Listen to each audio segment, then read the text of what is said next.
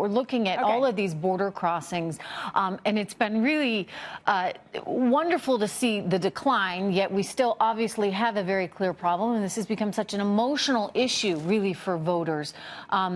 Because I think, no matter where you are, clearly, if you're in a state like yours, Congresswoman, you feel it more as a voter. But I think all around the country, people are saying, okay, we need a little bit of common sense. I think your audio is good now, so we're going to go back to you. But you need some common sense, and common sense means you need borders if you actually have a country.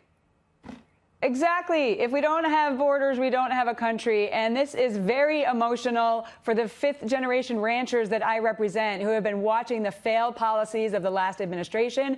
Cartels trafficking through our communities. The opioids are coming to a community near you.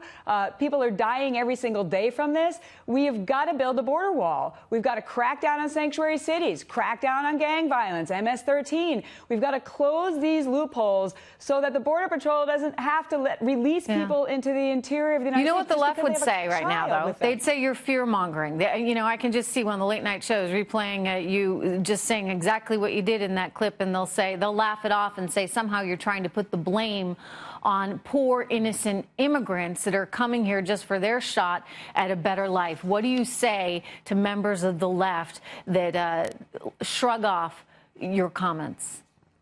I would ask them to join me at the border so they can see firsthand what these hardened cartel operatives are doing as they're trafficking drugs and weapons and people and money through our communities. This is a public safety issue. It's a national security threat. It is not a laughing matter, and it shouldn't be played for political purposes. This is so important for our communities and our country. We must secure our border. There are dangerous cartel activity happening every single day, and they're taking advantage of the loopholes in our law. I authored a bill, the first that President Trump endorsed, that we address these issues. $38 billion guaranteed for the border wall and border security while closing these other loopholes. Unfortunately, we didn't get enough people to vote for it to get it out of the House. But I'm going to keep fighting until we get the mission done because it's so important. You're hoping to be in the Senate. If Mitch McConnell can't really round up everyone on this issue, where does that leave Senator McConnell? Well, I will tell you, in the House, we only had 193 Republicans vote for my bill. Guaranteed funding for border security, moving us away from chain migration and the visa lottery towards a merit-based system. Sometimes getting Republicans to get together on something is like herding cats.